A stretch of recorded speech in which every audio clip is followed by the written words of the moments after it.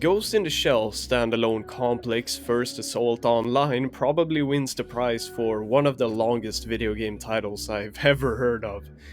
And it was a free-to-play FPS game that was released in 2017. The game was published by Korean publisher Nixon, known for publishing a few large free-to-play games around the same time. The game was, as the name implied, based on the Ghost in the Shell universe, but the gameplay itself was more similar to something like Call of Duty. The game offered a pretty decent selection of guns and maps to choose from and different characters that you could play as, all having their own special abilities, again similar to the Call of Duty games at the time. But despite being free and having a decent selection of content upon its release, the game was only playable from July 1st, 2017, and then officially shutting down for good on December 6th the same year. So, what the hell happened? Well, critics ended up describing the game as being very basic and generic. Standalone Complex really was one of the FPS games ever made. The game did do a pretty decent job at preserving the feel and art style of the anime from a visual standpoint, but underneath that there really wasn't much depth to the game at all. The maps were pretty basic, and aside from being visually appealing, they weren't particularly interesting or memorable. The gunplay itself felt rather stiff. It had a similar feel to games like Combat Arms, AVA, or Black Squad, if anyone remembers any of those games. Now, the stiff gunplay was nothing out of the ordinary though. Almost all free-to-play FPS games at that time had a similar feel to them. So, the gunplay didn't necessarily feel bad by that time standards, it was just, again, generic. Not really doing anything to set itself apart. The game offered a decent selection of guns that, although looking pretty cool, once again it just felt like reskinned versions of guns that players had already been using in other games. You had your basic assault rifle, sniper rifle, etc. And since this was a new game, the competition already had a much larger selection of guns to choose from. Where the game could have truly shined and set itself apart is with its characters. Having all the most iconic characters from the TV show be playable, all with their own unique abilities and playstyles to suit your own, really is what could have set this game apart from its competitors.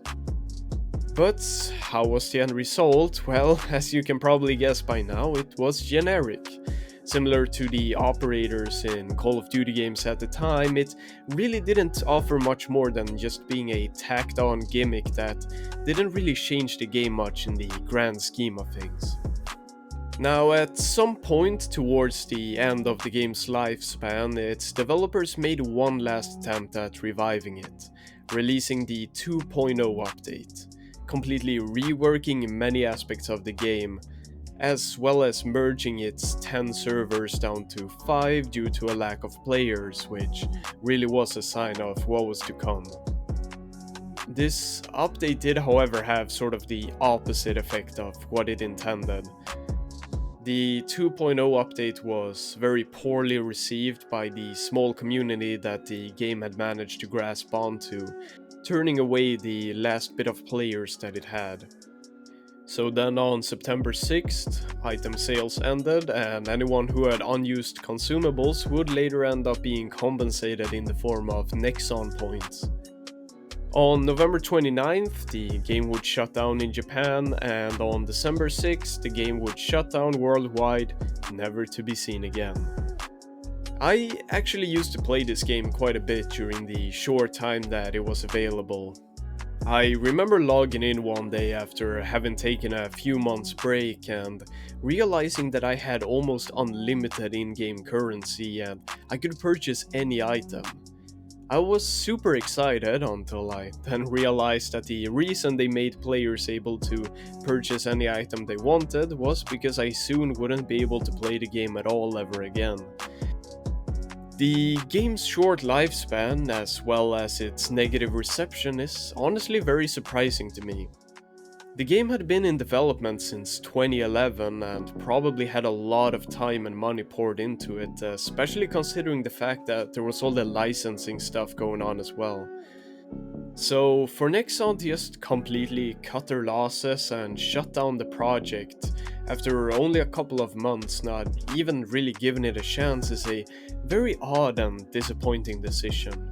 I also don't quite get why the game never got more popular than it did. Now, I know that I've gone on about how the game was very generic, but this is 2017 that we're talking about. Free-to-play gaming was in a completely different place than it is today. We didn't have Warzone or Fortnite or anything like that. If you wanted a free-to-play shooter, clunky, pay-to-win Korean games were what ruled the market.